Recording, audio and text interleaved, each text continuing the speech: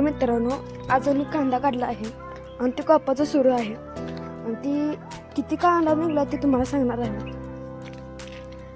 माझ्यात काय तुम्हाला चेंज दिसतं का नाही? हे काय वरचं होट सुजली मस्ती हो नसतं मस्ती पोळ्या दगड म्हणून पोळी मिळतो तसं झाले. मग कांदा दाखवू तुम्हाला. हो भाई कांदा कसा आहे, जबरदस्त ते ना तुम्हाला दाखवतो. हो मध्यम कांदा म्हणायचा, हे मध्यम आणि हो मोठा कांदा आहे बघा. ह्याला आता दर 20 रुपये किलो आहे. का नाही एवढा चांगला दर नाही बघा. तुमच्याकडे किती रुपये देतात ते आम्हाला सांगितलं, कमेंट करा. आणि हा कांदा आहे ना, तो कापाचा आहे बघा. ती वरचं असतं ना, वरचं ती कापाचं आहे आणि कापलेला कांदा बघा.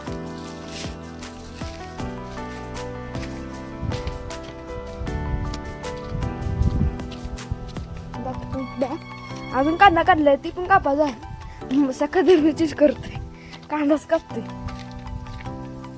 हे आमचा टेम्पो आहे बघा, कसा आहे सुपर गॅरी जाड. आणि हा कांदा कापायचा बघा काढलेला. हे कापायचा आहे कांदा, हे कांदा कापायचा. काय म्हणायचं दरच नाही, सगळे चिंगळ्याच निघले बघा. काही चिंगळ्याचं निघलं सगळं, काय मोठा कांदा निघलाच नाही. आम्ही शेतात लावला बघा, ते लय दाट कांदा दाट झालाय. काय बोलायचं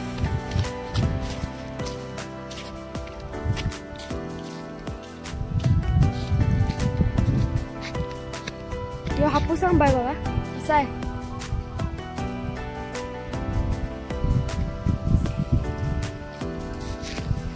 अगं कांदा दाट झालं पूर्ण, काय करायचं सांगा बरं.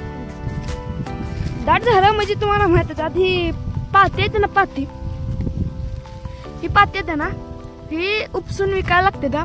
किती ह्याच्यामध्ये असल्या 5 आल्या तर 10 रुपये लागतात बघा. आणि नाही विकला तर तुम्हाला माहितच आहे बघा.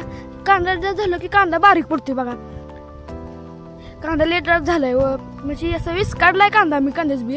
त्यानंतर त्या लिंबाच्या पाल्यानं नंतर बोरीच्या झाडानं आम्ही ती केलं. आता काय करायचं, इथं नारळाची झाडं बिडं येते. तुमच्याकडे कांद्याचा दर किती येते ते मला सांगा.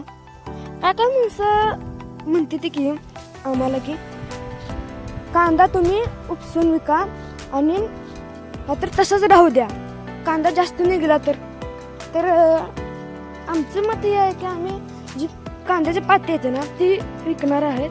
आणि जो कांदा कापलाय ना तो कांदा पण आम्ही विकणार आहे. कारण गोडांमध्ये विकला तर तुम्हाला माहित आहे की कांद्याला एवढा दर नाही, म्हणून बसूनच विकलेलं बरं, चांगला दर मिळेल. आणि सगळ्या चिंगळ्या कांदा येतो बघा. कारण कांदा आहे ना, आम्ही मागला कांदा लावला तर म्हणजे ते तोरून टाकलं होतं, तो आम्ही टाकलं होतं. आणि त्यानंतर आम्ही ते तोरू टाकलं होतं आणि चुकायला लागली जरा.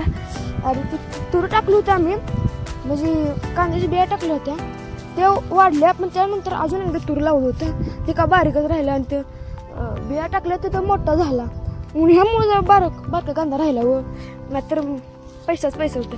आणि दर जरा वाढायची शक्यता वाटते. दर वाढल्या का तुमच्या जिल्ह्यामध्ये किती दर आहे ती सांगा आम्हाला जरा गावामध्ये.